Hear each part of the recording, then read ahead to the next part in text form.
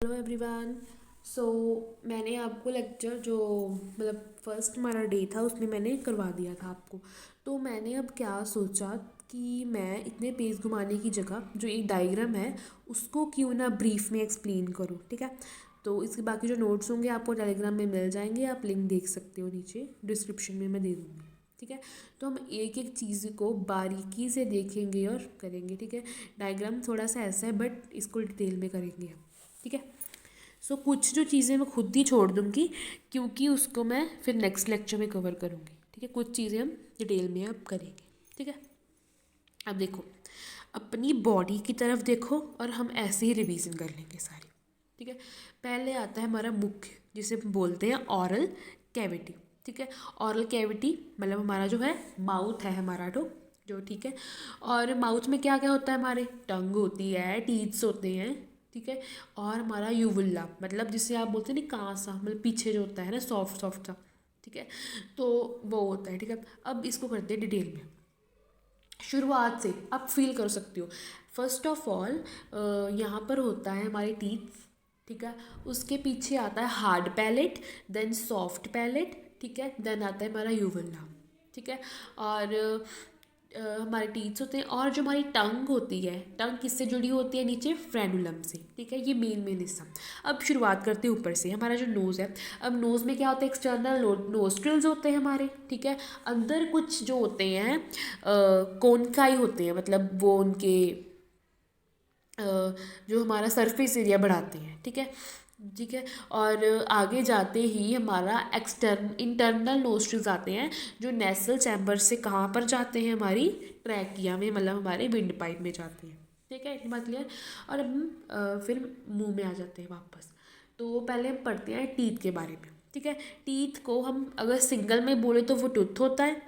ठीक है, और जो हमारी इसमें हम पहले जो ऊपर वाली लेयर होती है टीथ की, उसे हम बोलते हैं कस्प या क्राउन। नीचे आते हैं नेक, देन आती है हमारी रूट। ठीक है, जो इसकी बाहर हमारी वाइट वाइट है, जो किससे बनी है, इनेमल से, जो कि सबसे हार्डेस्ट सब्सटेंस है, और किसका बना है, कैल्शियम हाइड्रोक्सी पेटाइट का बना है। ठीक है, और पूरे एनिमल किंगडम का ये सबसे हार्डेस्ट सब्सटेंस है।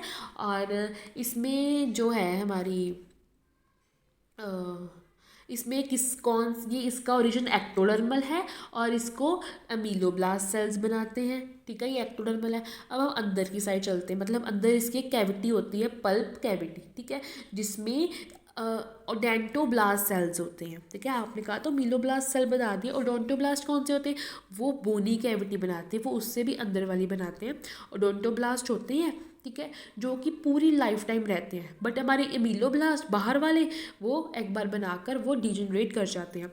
जो हमारे जो हमारी वो होती है अंदर डेंटाइन, जो रेडिश ब्राउनिश सी होती है, उसे कौन बनाता है, ओडोंटोब्लास्ट। ठीक है, और हमारी जो पल्प कैविटी है उसमें क्या क्या होता है, हमारा पल्प कैविटी में होते हैं हमारे नर्व्स, ब्रेन, कैपिलरीज होती हैं हमारी। ठीक है, एंड नर्व्स होती हैं, लिम्फ होता है भरा। ठीक है, अभी आप दांत को टच करेंगे ना, आपके ब्रेन को सिग्नल पहुंचेगा, मतलब क्यों, नर्व्स के थ्रू पहुंचा। ठीक है, आगे डेंटाइन के बारे में पढ़ते हैं। वो कम हार्ड सब्सटेंस है, वो कैल्शियम कार्बोनेट का बना है, 70 to 75% इनऑर्गेनिक सब्सटेंस है उसमें। ठीक है, और ओडेंटोब्लास्ट है, और कैविटी बोनी कैविटी है वो।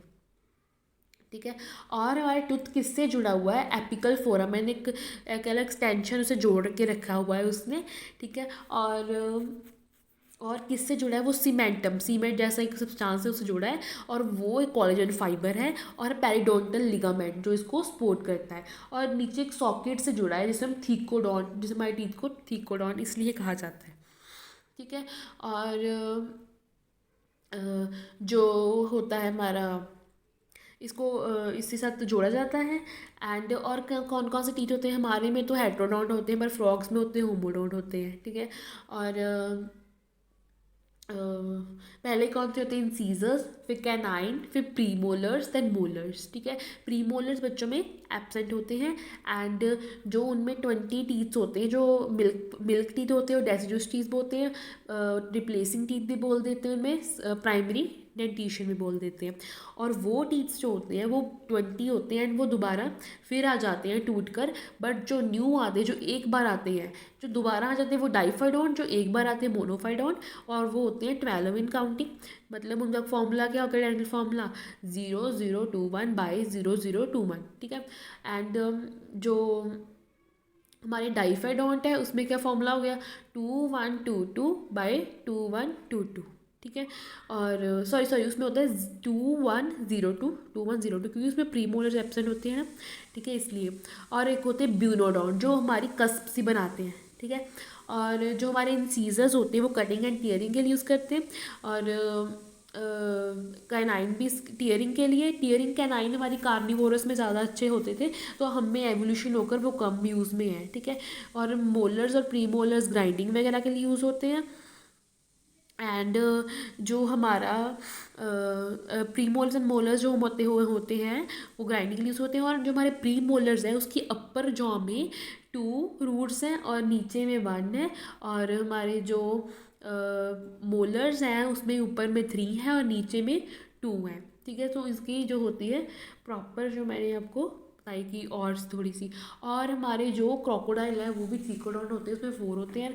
बट बर्ड्स हमारे उनमें टीथ ही नहीं होते हैं, ठीक है। थीकोडोंट हो गया, बाई ब्यूनोडोंट हो गया, ठीक है। और होते हैं जो सॉकेट का जो थीकोडोंट हो गए, ठीक है। और डाइफाइडोंट वगैरह भी हो गया सारा। और अभी टीथ का मोस्ट प्रॉब हो गया है। और जो मैंने दो लाइन रह गई थी कि अगर आप ना यहाँ पर जो येलोइश होते हैं क्योंकि टीथ, अगर वो आप रिमूव करवाओगे ना आपकी इनेमल भी लॉस हो जाएगी, ठीक है। और नहीं होते, मैं अब आपको बताती हूँ। देखो जैसे अगर आपके जो वाइटनेस जो टीथ है वो वीक हो रहे हैं, मतलब आपके जो पानी है उसमें फ्लोरीन की कंसनट्रेशन ज़्यादा है, अप्रॉक्स होनी चाहिए 0 to 1 ppm में, ठीक है। और वो अगर 1 से ज़्यादा हो जाती है तो आपके जो दांत का इनेमल है ना वो रिमूव होने लगता है धीरे धीरे। एंड आपके जो है फ्लोरेसिस होने के चांसेस ज़्यादा बढ़ जाते हैं एंड येलोइंग टीथ भी वहाँ रहता है, वीक भी रहते हैं आपके दांत। सो आपको टूथपेस्ट उसी के हिसाब से यूज़ करनी चाहिए, ठीक है। सो हमारे टीथ का हो गया है कंप्लीट। सो अब हम स्टार्ट करते हैं टंग का। सो टंग से आपको याद रखना है कि द ऑरल कैविटी से ये जुड़ी है, ठीक है। जो हमारे फ्रेनुलम से जुड़ी है बक्कल कैविटी में। और जो हमारा जो एक पॉइंट और था कि जो उवुल्ला है मतलब पीछे वाला, वो क्या करता है, वो खाना सीधा विंड हमारी फूड पाइप में भेजता है, वो नाक में नहीं आने देता, ठीक है। और वो मॉडिफिकेशन है एक तरह की सॉफ्ट पैलेट की। और हम जब टंग के बारे में क्या कर रहे थे कि हाँ वो फ्रेनुलम से जुड़ी हुई है, ठीक है। और वो वोलंटरी मसल है, अपनी मर्जी से टंग आप घुमा सकते हो ना, ठीक है। और मस्कुलर ऑर्गन है, बिल्कुल हड्डी इसमें कोई भी नहीं होती है एंड वोलंटरी है। एंड इसमें जो पैपिले हैं हमारी टंग में, इसे बोलते हैं टेस्ट बर्ड्स, जो सेंसरी होते हैं, ठीक है। 2000 to 2000 टेस्ट बर्ड्स होते हैं। हमारे चीक्स में भी, हमारे फेरिंग्स में भी कुछ टेस्ट बर्ड्स होते हैं, ठीक है। एंड ये रिप्लेस होते रहते हैं टेस्ट बर्ड्स, मतलब नर्व्स जो होती हैं इनमें जो न्यूरॉन्स होते हैं वो रिप्लेस होते रहते हैं। जैसे कि हमारे न्यूरॉन्स जो रिप्लेस होते रहते हैं 10 दिन के बाद नोज़ में भी हो जाती हैं, टंग में भी, क्योंकि सबसे ज़्यादा यूजेस इनके होते हैं। एंड इनमें जो ऐसा होता है कि इनमें रिप्लेस होते हैं क्योंकि इनमें सेंसरी और फैक्ट्री एपिथेलियम होता है, जो कि किसकी मदद से रिप्लेस होते हैं, बेसल सेल्स होते हैं उनकी मदद से ही रिप्लेस करते हैं हमारे न्यूरॉन्स जो है नोज़ और टंग में है जो, ठीक है। देन अब बात करते हैं इनमें जो टेस्ट बर्ड्स होते हैं वो कौन कौन से होते हैं। सबसे पहले जो सबसे पीछे वाले लेटरल साइड में होते हैं वो सर्कम वैलेट होती हैं, जो इन्वर्टेड शेप में होते हैं, वी शेप में होते हैं, ठीक है। और ये 8 से 10 होते हैं काउंटिंग में, बट इसमें 100 से 300 टेस्ट बर्ड्स होते हैं, ठीक है। और उसके बाद हम लेटरल साइड जो हमारी है उसकी बात करते हैं, वहाँ पर होती है फंगीफॉर्म वैलेट, फंगीफॉर्म टेस्ट बर्ड। और उसमें रेड एंड पिंक डॉट्स होती हैं, इनमें कम होती है टेस्ट बर्ड्स, ठीक है। और एक होती है फिलीफॉर्म, ठीक है। फिलीफॉर्म टेस्ट बर्ड जो होता है हमारा वो वाइट होता है और उसका काम होता है सिर्फ खाने को रफ करना, मैस्टिकेट करना।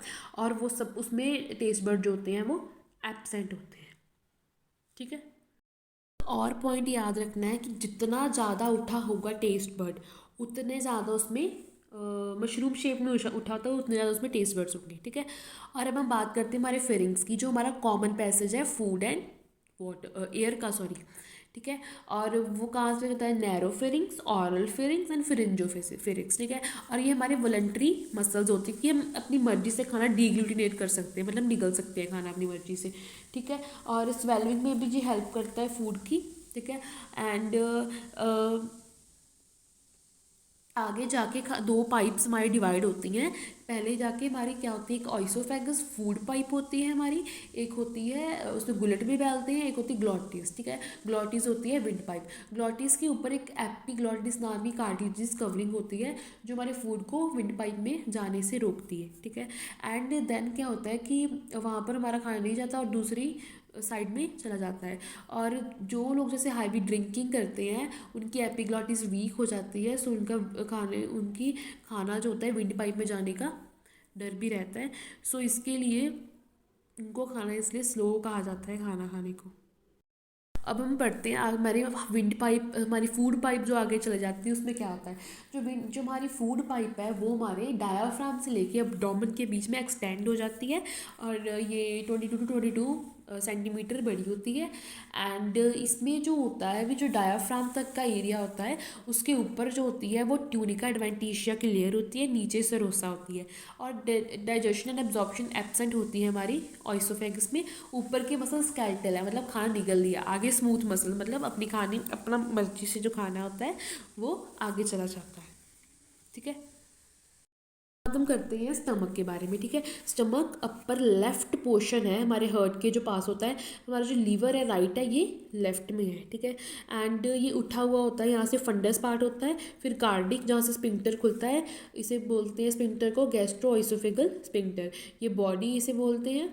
एंड फिर ये नीचे बॉडी, यहाँ पर कार्डिक, एंड यहाँ पेलोरिक खुलता है, जिसे पेलोरिक स्पिंक्टर भी खोलते हैं, जो हमारे ड्यूडेनम के पास खुल जाता है। कहाँ पर थे कि हम स्टमक कर रहे थे और हमने कहा जो कार्डिक या पोर्शन था वो हमारे जो हार्ट के जो पास पास था, ठीक है। अब इसका थोड़ा सा डिटेल करेंगे, ठीक है। इसकी डिटेल के पहले मैं आपको यहाँ पर बताना चाहूँगी कि चलो पहले स्टमक कर लेते हैं, देन बाद में उस वहाँ पर आते हैं। देखो यहाँ पर क्या होता है, यहाँ पर कुछ फोल्ड्स होते हैं स्टमक में जिसे हम र्यूगी बोलते हैं। ये इतने ज़्यादा एक्सटेंड होते हैं, मतलब ऐसे एक्सटेंड होते हैं, ठीक है। यहाँ पर एक ये हम जो म्यूकोसा है, हमारी लेयर है हमारी, ठीक है, और उसकी वो होती है, और उसके जो लेमिना प्रोपोरिया है, मतलब जो बाहर की तरफ ऐसा है ना, वो एक्सटेंड हो जाता है ऐसे की तरफ, ठीक है। तो वो ऐसे की तरफ एक्सटेंड हो जाता है, वहाँ पर सिक्रीटरी सेल्स होते हैं। जो नेक के पास होता है वो म्यूकस नेक सेल होता है, ठीक है। और जो साइड साइड पर होता है पेराइटल सेल्स, जो ऑक्जेंटिक सेल भी बोलते हैं। और जो नीचे होता है वो बेसल सेल्स, और उसे हम बोल देते हैं जी सेल्स बोल जाते हैं, जो मतलब बेस में होता है, ठीक है। एंड हाँ, एंड हमारा जो होता है उसके उसके थोड़ा सा आगे वो होता है हमारा चीफ सेल और जाइमोगन सेल। म्यूकस सेल, जो म्यूकस की 1/3 मतलब 1 to 3 mm thick layer mucus की जो है वो सिक्रीट करता है, ताकि हमारा स्टमक HCl से बचा रहे, उसके वार से बचा रहे, कि हमारा स्टमक को कोई खराबी ना हो, ठीक है। एंड अगर हम बात करें हमारे नीचे पेराइटल और ऑक्जेंटिक सेल की, तो वो HCl रिलीज़ करते हैं एंड कैस्ट्रिक इंट्रिंसिक फैक्टर करते हैं। HCl के बारे में हम पढ़ते हैं, पर पहले कैस्ट्रिक इंट्रिंसिक फैक्टर पढ़ेंगे। कैस्ट्रिक एक्सट्रिंसिक फैक्टर, सॉरी, ठीक है। और वो मतलब कि इंट्रिंसिक फैक्टर मतलब अंदर से फैक्टर है, ठीक है, अंदर का फैक्टर है। वो क्या करता है, जो विटामिन B12 होता है हमारे खाने में उसे एब्जॉर्ब करता है, ठीक है। एंड कैसे एब्जॉर्ब करते हैं हम उसको थोड़ी डिटेल में पढ़ते हैं, ठीक है। क्या होता है कि विटामिन B12 का रोल क्या है, पहले तो जो हमारे RBCs होती है ना, जो इमेच्योर होती है वो बड़ी बड़ी होती है, पर जब हम उसे कन्वर्ट करते हैं, मतलब जब विटामिन B12 उसे एब्जॉर्ब होता है तो वो छोटी एक शेप में आ जाती है, ठीक है, उसमें हीमोग्लोबिन भरा होता है, ठीक है। एंड इसका मतलब तो क्या होगा, तो हमने कहा भी नहीं, हमने नहीं रखना इमेच्योर, हमने ये नहीं करना, हमें ये शेप अच्छी लगती है। बट क्या होगा अगर ये शेप रहेगी, हमें पता है 120 डेज़ के बाद RBC की लाइफ ख़त्म है, तो क्या होगा कि जो मैक्रोफेज आएगा वो देखेगा इसकी लाइफ तो ख़त्म है, वो तो अभी बनी भी नहीं, उसकी लाइफ ख़त्म कर हो समझ के वो उसे मार देगा। तो मतलब हमारी शेप के कारण उसका रेड ब्लड सेल्स मर जाएंगे, रेड ब्लड सेल की कमी आएगी, तो एनीमिया होगा, उसे हम बोलेंगे परनीशियस एनीमिया, बोलेंगे हम मैक्रोसिटिक अनीमिया, मतलब बड़े सेल्स के कारण हुआ, ठीक है। एंड परनीशियस मतलब उसमें कोबैल्मिन जो होता है वो होता है जो एक मेटल मतलब कोफैक्टर होता है जो विटामिन बी 12 को एब्जॉर्ब करता है, ठीक है। अगर हम HCl के बारे में पढ़ते हैं, अब HCl क्या करता है हमारे खाने को, यहाँ पर फूड को हमारे जो है पचवाने में हेल्प करता है, ठीक है। एंड जर्म्स को किल कर देता है ये, जर्म्स को किल करता है, एंड ये एंजाइम्स को भी एक्टिव कर देता है, ठीक है। और जो HCl के बारे में हम पढ़ा कि ये जो है Fe+3 आयन को है जो Fe+2 आयन में कन्वर्ट करता है, जो कि हीमोग्लोबिन के फॉर्मेशन में हेल्प करता है। अगर ये काम नहीं होगा तो क्या होगा, ठीक है। अगर हीमोग्लोबिन नहीं बनेगा मतलब बॉडी में अगर वो Fe+3 की फॉर्म में ही रहेगा तो क्या होगा कि जो हमारा सेल होगा है ना इमेच्योर वाला, वो सिकुड़ जाएगा, मतलब माइक्रोसिस्टिक एनीमिया हो जाएगा। एनीमिया हुआ फिर माइक्रोसिस्टिक वाला हो गया, ठीक है। तो ये वाला केस आएगा, ठीक है। एंड हमने यहाँ तक कर लिया कि उन दोनों का केस क्या क्या बनता है, ठीक है। और हम आगे बात करते हैं चीफ सेल और जाइमोजन सेल, मतलब ज़्यादा होते हैं इन्हें नंबर में, एंड दे कंटेन्स मतलब इनमें जो होता है ये वो एंजाइम्स होते हैं जो इनएक्टिव प्रोटीन जैसे कि प्रोरेनिन पेप्सिनोजन होता है, ठीक है। लाइपेस एंजाइम जो होता है, ठीक है, ये सब होते हैं। लाइपेस वाला यहाँ पर वर्क नहीं करता स्टमक में, वो सिर्फ कहाँ वर्क करता है हमारे ड्यूडेनम में वर्क करता है, वो यहाँ पर हमारा वर्क नहीं करता, ठीक है। तो ये एंजाइम होते हैं जब भी आते हैं तब भी वो एक्टिव होते हैं। गैस्ट्रिक जूस जो बनता है यहाँ पर स्लाइटली एसिडिक होता है, मतलब स्लाइटली यहाँ पर एसिडिक होती है, 1.8 pH होती है। एंड जो हमारा स्टमक होता है ना वहाँ पर क्या मैं बोलने वाली थी, हाँ 2 to 3 लीट मतलब इतने होता है, गैस्ट्रिक जूस होता है यहाँ पर, ठीक है। एंड जो हमारे जो लास्ट सेल्स हैं मतलब वाले, तो मैं वो उसके बारे में बोलती, वो होते हैं जी सेल जो गैस्ट्रिन को हमारे जो बॉडी में है वो एक एंडोक्राइन होता है, क्योंकि उसमें हार्मोन रिलीज होना है, गैस्ट्रिन सिक्रेटिंग हार्मोन जो गैस्ट्रिक जूस को रिलीज करता है, ठीक है लास्ट में। एंड ए क्लोरोहाइड्रिया मतलब Fe3 जब Fe2 पॉजिटिव में कन्वर्ट नहीं होगा तो क्या होगा, क्लोरोहाइड्रिया की कंडीशन आ जाएगी, मतलब हम अगर एंटासिड्स लेंगे, ठीक है, बॉडी में, तो क्या होगा हमारा H पॉजिटिव जो हो गए आयंस होंगे वो निकलने बंद हो जाएंगे, मतलब प्रोटोन पंप बंद रुक जाएगा, ठीक है, बंद हो जाएगा। तो उसके कारण भी हमारा प्रोटोन पंप जो है ख़राब हो सकता है, ठीक है। एंड जब हमारा जो हमारा सलाइवा यहाँ पर आ जाता है हमारे पेट में, तो जो ये होता है हमारा म्यूकस की लेयर होती है, बाइकार्बोनेट की लेयर होती है इसमें, वो उसको भी बिल्कुल इनएक्टिव कर देती है, तो ताकि यहाँ पर जो पीएच है हमारी वो मेंटेन रहे। हमारे स्टमक में होता है कि जो हमारा स्टमक इसमें क्या होता है कि जो एडल्ट्स और इन्फेंट्स में ये फ़र्क होता है, इन्फेंट्स में प्रोरेनिन होता है कि वहाँ पर मिल्क प्रोटीन्स को अच्छे से कर्लिंग करके डाइजेस्ट किया जाता है, यहाँ पर क्या होता है mucus, gastric juice, HCl, pepsinogen and lipase होता है, ठीक है। तो अब हम करेंगे यहाँ पर सेलिवरी ग्लैंड वाला, ठीक है। तो पहले यहाँ पर हमारा जो ईयर के पास होता है मेन सबसे बड़ा वाला पैरोटिड ग्लैंड, चीक और ईयर के पास होता है, ये सबसे बड़ा होता है। इसमें अप्रॉक्स जो होता है हमारा 30-40% यहाँ से सलाइवा आ जाता है, ठीक है। इसे हम स्टेंसन डक्ट भी बोलते हैं। एंड इसमें जो सलाइवा है वो मतलब कम निकलता है पर होता वो बड़ा हो जाता है, ठीक है। हम करेंगे यहाँ पर हमारा पैरोटिड ग्लैंड, ठीक है, मतलब जो हमारे सलाइवा के जो ग्लैंड है सेलिवरी में पढ़ेंगे, ठीक है। तो पैरोटिड ग्लैंड जो होता है सबसे बड़ा होता है, एंड चीक एंड हमारे ईयर के पास होता है, एंड सबसे बड़ा होता है, एंड 25-30% सलाइवा आता है यहाँ से अपर जॉ से, सॉरी अपर वेस्टिबुला में, ठीक है। एंड इसमें जो होता है हमारा 25-30% होता है, एंड सबसे ये बड़ा होता है। एंड अगर ये फूल जाता है मतलब यहाँ पर स्वेलिंग होता है, यहाँ पर इन्फ्लेमेशन हो जाती है, तब इसको हम बोल देते हैं मम्स, ठीक है। एंड जो हमारा स्नेक है उसका जो विनोम होता है, जहर होता है, वो पैरोटिड के जहाँ हमारे सलाइवा आता है वहाँ से इसका विनोम आ जाता है, ठीक है। एंड जो हम बोलते हैं इसको बोलते हैं स्टेंसन डक्ट बोलते हैं, ठीक है, स्टेंसन डक्ट। और यहाँ पर जो क्रेनियल नर्व होती है वो होती है 9th वाली, ठीक है। एंड हम करते हैं अब नेक्स्ट में सम मैक्सिलरी एंड सम मैंडिबुलर, ठीक है।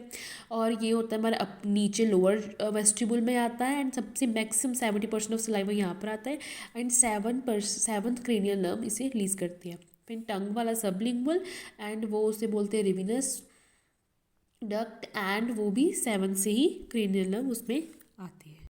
सलाइवा के बारे में, कॉम्पोजिशन ऑफ सलाइवा, ठीक है। सबसे पहले क्या होता है, 1.5 मीटर पर डे होता है, 6.8 मतलब स्लाइटली एसिडिक होता है। इसमें कौन से एंजाइम होते हैं, सैलिवरी अमाइलेज, इसे टाइलिन भी बोलते हैं, एंड लाइसोजाइम एंटीबैक्टीरियल होता है, thiocyanide, immunoglobulin E. 99.5% water and 0.5% of solutes, sodium, chlorine, bicarbonates, phosphorate, ठीक है। क्लोरीन इज अ को factor for salivary amylase, and bicarbonate helps in the buffering of the saliva and in the stomach, okay.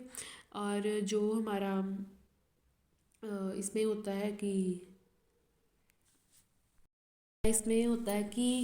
हमारा हमारे इसमें mucus मतलब कि मतलब like bicarbonate ions जो होते हैं इसमें प्रेजेंस, वो एक अंदर लुब्रिकेट करते हैं, खाने को अंदर जाते हैं, ठीक है।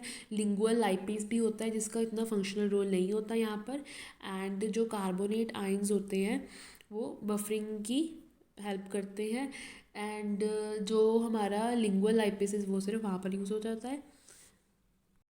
आगे यहाँ पर करते हैं कि जो हमारी स्मॉल यहाँ पर पाइलॉइड स्फिंक्टर पहले पढ़ा था ना, और यहाँ पर क्या खुलता है, ड्यूडेनम। ड्यूडेनम की जो सब म्यूकोसा लेयर होती है उसमें क्या होता है, ब्रूनर्स ग्लैंड, ठीक है। इंपॉर्टेंट क्वेश्चन है। एंड ठीक है। और यहाँ हमारी कौन सी है, स्मॉल इंटेस्टाइन, इसकी स्मॉल पर है ये लंबी 6 मीटर, पर डायमीटर इसका छोटा है, इसलिए हमने इसको ऐसे कहा, ठीक है। अब हम देखते हैं आगे कि यहाँ पर पेलोरिक होता है जो इलियोसिकल वाल्व तक ये स्पिंक्टर होता है, ठीक है। एंड ड्यूडेनम के बाद से ड्यूडेनम जो थोड़ी सी कॉइल होती है, हाईली कॉइल ड्यूडेनम होती है। अगर हमें देखना जहाँ तक ब्रूनर ग्लैंड होगी वहाँ तक हमारी ड्यूडेनम होगी, ठीक है। एंड अगर इलियम का देखें तो वहाँ पर पेयर्स पैचेज होंगी जो सब म्यूकोसा और म्यूकोसा दोनों लेयर्स में होती है, ठीक है। फिर आता है हमारा सीकम, जहाँ जो ब्लाइंड सैक है, इसमें सिम्बियोटिक ऑर्गेनिज्म होते हैं, थोड़े थोड़े क्लोन ट्रैक्टर में भी होते हैं, जिसमें विटामिन के होता है एंड विटामिन बी होता है, ठीक है। जो हमारे ऑर्गेनिजम्स को जो हमें जिसमें हमारी पूरी बॉडी में लिम्फ लिम्फ होता है, लिम्फॉइड, माल्ट होते हैं, WBCs होते हैं जो हमें मतलब बचाते हैं।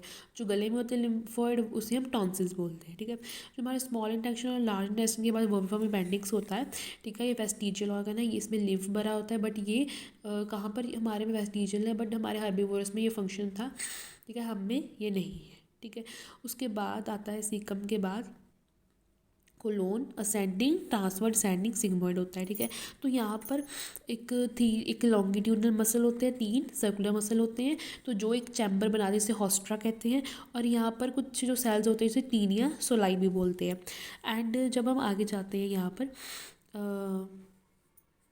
तो यहाँ पर वो हॉस्टा चैम्बर बनाते हैं, देन फीकल मैटर का यहाँ पर मूवमेंट होता है, देन रेक्टम की टर्न आती है। रेक्टम में जो होते हैं यहाँ पर कई बार क्या होता है, हेमोराइड हो जाता है, एंड यहाँ क्या होता है जो ज़्यादा दूसरा फूड खाने के कारण यहाँ पर कॉन्स्टिपेशन के कारण यहाँ पर जो रेक्टम वेन हो जाती है उसमें ब्लड आने लगता है, एंड वो फीकल मैटर के थ्रू बाहर आता है, जो एनस है, ठीक है। हमारे कंप्लीट डाइजेस्टिव सिस्टम है। कई बच्चों को कन्फ्यूज होती है वेल्व और स्पिंक्टर में, ठीक है। वेल्व होती है जो एक साइड बाई यूनिडायरेक्शनल फ्लो, और स्पिंक्टर बाई डायरेक्शनल फ्लो होता है। जो ड्यूडेनम होती है सी शेप्ड होती है, इसमें यहाँ सबकी जो सिक्रीशंस हैं जो हम आगे पढ़ेंगे वो भी यहाँ पर ही आ जाती हैं, ठीक है। एंड मैंने यहाँ पर बताया कि जो लॉन्गिट्यूडनल एक मसल होती है और बाकी 3 सर्कुलर होती हैं, तो वो क्या करती है, वो ऐसे ऐसे मूवमेंट करके यहाँ फीकल मैटर की मूवमेंट करवा देती हैं। एंड और जो हमारा होता है कि यहाँ पर रेक्टम में कि जो एक्सटर्नल होता है वो होता है वॉलेंट्री, अंदर जो होते हैं वो इनवॉलेंट्री होते हैं, ठीक है। अब हम यहाँ पर जो स्मॉल इंटेस्टाइन में हमारी विलाइज होती है उनके बारे में थोड़ी डिटेल पढ़ेंगे, ठीक है।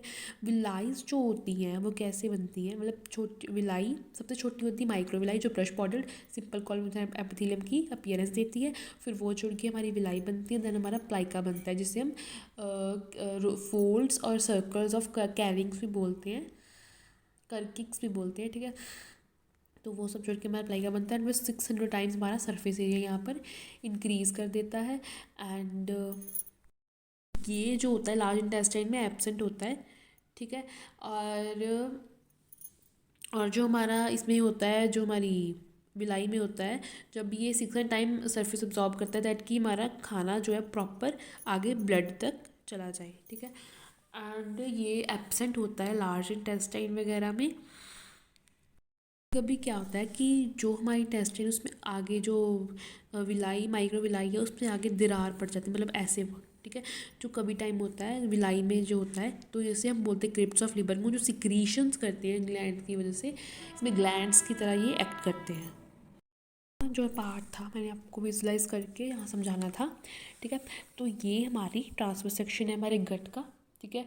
तो बाहर की लेयर क्या है, सिरोसा, ठीक है, सिंपल एपिथेलियल से बनी है, और बाहर एरोलर टिश्यू से ये जुड़ी हुई है, और जो अंदर है वो मीजोथीलियम है, ठीक है। और सिरोसा के बाद मस्कुलैरा एक्सटर्ना, जो इसके आउटर मसल्स बाहर वाले लॉन्गिट्यूडिनल, इनर वाले सर्कुलर होते हैं, ठीक है। एक्सटर्नल मसल्स होते हैं, ऑब्लिक वाले वो होते हैं हमारे स्टमक में, ठीक है। देन हमारा आते हैं, जो आती है सब म्यूकोसा, ठीक है। देन म्यूकोसा वाले जो कोटेड होती हैं गॉबलेट सेल से, ठीक है। जो आर्टरीज और वेन्स की हो, मतलब अंदर वाली साइड हो, एंडोथीलियम। मीजोथीलियम तभी क्या है ना जब इंटेस्टाइन की कवरिंग हो, एब्डोमेन में हम बोलते हैं इसे पेरिटोनियम, ठीक है। और ये डिटेल्ड है। पहले हम बात करते हैं म्यूकोसा की। तो पहले यहाँ पर प्लाइका से विलाई और फिर माइक्रोविलाई यहाँ से आ जाती है, ठीक है। इसके बाद लिम्पेटोनिक पेरिटोनियम जो फ्लूइड होता है वो भरा होता है यहाँ पर, और माल टिश्यू से ये मतलब इसमें ऊपर चिपके से होते हैं, ठीक है। एंड उसके बाद यहाँ पर ये अंदर की तरफ लैक्टियल्स ब्लड कैपिलरीज होती हैं, आर्टरी ऑक्सीडेटेड ब्लड करती है, वेन करती है हमारी डीऑक्सीडेटेड ब्लड, ये कैपिलरीज वाटर सॉल्युबल करती हैं, विलाई हमारी करती है फैट सॉल्युबल फूड को डाइजेस्ट, ठीक है। तो ये कैपिलरीज वगैरह हो जाती हैं।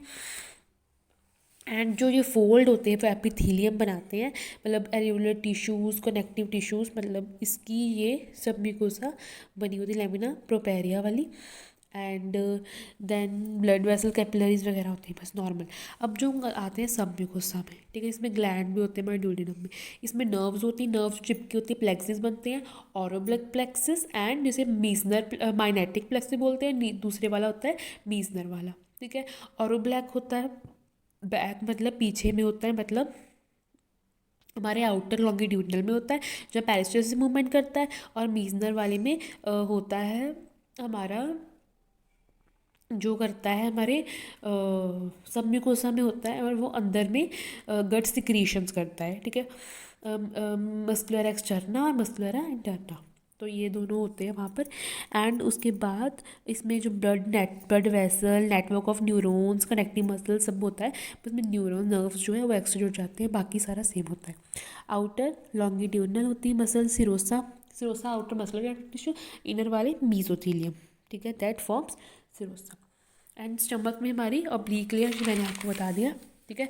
एंड ये भी कर लिया, ठीक है, ये भी कर लिया, ये भी कर लिया, ये भी कर लिया। एंड 4 लेयर्स में क्या डिफरेंट है, जो सिरोसा है वो ऊपर वाला ट्यूनिका एडवेंटिशिया कहलाती है, नीचे सिरोसा। जो स्टमक में 3 लेयर, इसमें 2 लेयर इंटेस्टाइन में, अपर लोअर, मतलब हाँ ऊपर स्केलेटल और स्मूथ, ठीक है। सब म्यूकोसा में Bronner duodenum, and in the mucosa में ऊपर मल्टी लेयर मिलती है म्यूकोसा की, बाद में सिंगल, फिर मल्टी लेयर हो जाती है, ठीक है। तो नर्वस रेगुलेशन कैसी होती है इसकी, मेडुला ऑब्लिगेटा में जो एएनएस को सिग्नल देता है, सिंपैथेटिक एंड पैरासिम्पैथेटिक। सिंपैथेटिक में एमरजेंसी होता है जब गट कंट्रैक्शन रिलैक्शन, मतलब एमरजेंसी हार्मोन्स में ये नहीं निकलता। पैरासिम्पैथेटिक में रिलैक्स होता है और इंक्रीज वगैरह हो जाता है। पैरासिग्नल वेगस नर्व होती है, मतलब पैरासिग्नल में स्पाइनल और ब्रेन इकट्ठा काम कर रहा है, ठीक है। और जो ब्रेन को एमरजेंसी आती है वो सिंपैथेटिक को करता है। मैग्नेटिक और variable plexus between circular and longitudinal muscle, मेसेनेटिक प्लेक्सिस फॉर सिक्रीशन प्रेजेंट सब म्यूकोसा।